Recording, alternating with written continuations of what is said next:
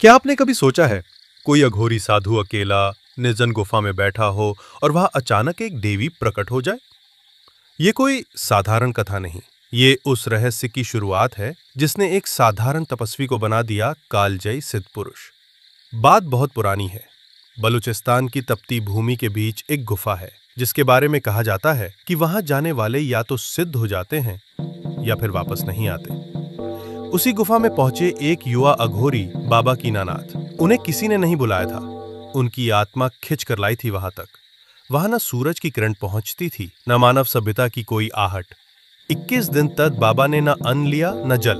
उनका ध्यान केवल एक बिंदु पर था, परम सत्य, परम शक्ति। और तब गुफा में हुई एक ऐसी घटना जिसे समझना तो दूर, बोलना भी वर्जित माना गया। गुफा की दीवारों से अद्भुत प्रकाश फूट पड़ा और उसी प्रकाश में प्रकट हुई देवी हिंगलाज। न कोई गर्जना, न कोई आकाशवाणी, बस एक मौन जो स्वयं सर्वशक्तिशाली था। मां हिंगलाज ने बाबा को एक खोपड़ी दी, लेकिन यह साधारण खोपड़ी नहीं थी। ये थी कपाल शक्ति का केंद्र, जिसके भीतर छिपी थी मृत्यु से परे की चेतना।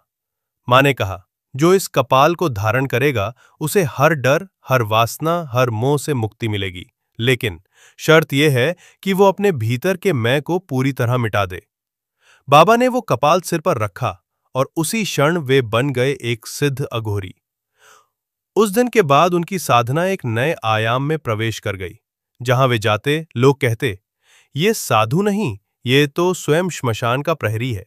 आज वाराणसी में कीनाराम स्थान के नाम से जो स्थान पूजनीय है, वहीं बाबा ने अपने अंतिम वर्ष बिताए। वो खोपड़ी आज भी वहां एक दिव्य प्रतीक के रूप में रखी गई है। कहा जाता है, जो सच्चे भाव से उसे देखे, उसके भीतर का भय जल जाता है। बाबा कीनाराम का जीवन यही कहता है, तंत्र डरने की चीज नहीं, ये आत्मा को खालिस करने की आग है, और जो उस आग में खुद को समर्पित कर दे, वही बनता है अघोर का अग्निदूत। बाबा कीनानाथ को प्राप्त हुई वो खोपड़ी सिर्फ एक प्रतीक नहीं थी, वो थी तंत्र जगत का रहस्यमयी द्वार। जिस दिन से उन्होंने उस कपाल को धारण किया, उस दिन से उनका अस्तित्व बदलने लगा। रात के समय जब अन्य साधु विश्राम करते, बाबा तब गहन ध्यान में उतर जाते। कपाल उनके सिर पर नहीं, अब उनके चेतना का हिस्सा बन चुकी थी। उनकी आंखों में एक ऐसी ज्योति थी जो देखने वालों को भीतर तक झुलसा दे। धीरे धीरे उनका शरीर तप से जर्जर होने लगा, पर उनकी आत्मा तेजस्वी हो उठी। उनके चारों ओर एक अजीब सी कंपन महसूस होती थी, मानो कोई अदृश्य शक्ति हर समय उनकी रक्षा कर रही हो। लोग कहते, उन्होंने अग्नि के मध्य साधना की, शमशान की चिता के ऊपर बैठकर तंत्र जागृत किया। पर बाबा कभी किसी को कुछ नहीं समझाते थे, क्योंकि तंत्र कथा नहीं, अनुभव की भाषा है।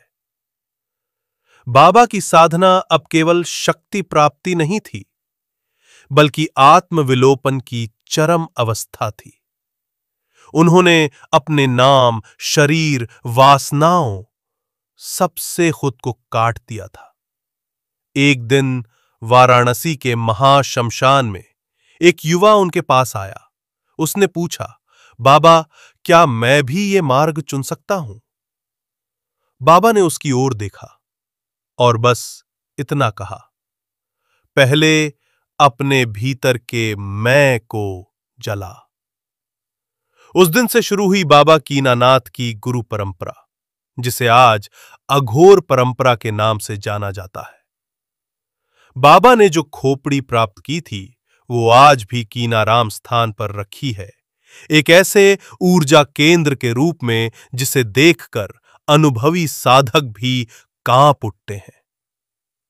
उस खोपड़ी को देखने वालों में कईयों ने अजीब अजीब अनुभवों की बात कही है। किसी ने तेज गर्मी, किसी ने बर्फ जैसा सन्नाटा महसूस किया। कहते हैं, वो खोपड़ी आज भी सिर्फ उन लोगों को दर्शन देती है जिनका मन भय से मुक्त हो चुका हो, क्योंकि वही सच्चा अघोरी है जो मृत्यु को गले लगाकर जीवन को पहचानता है।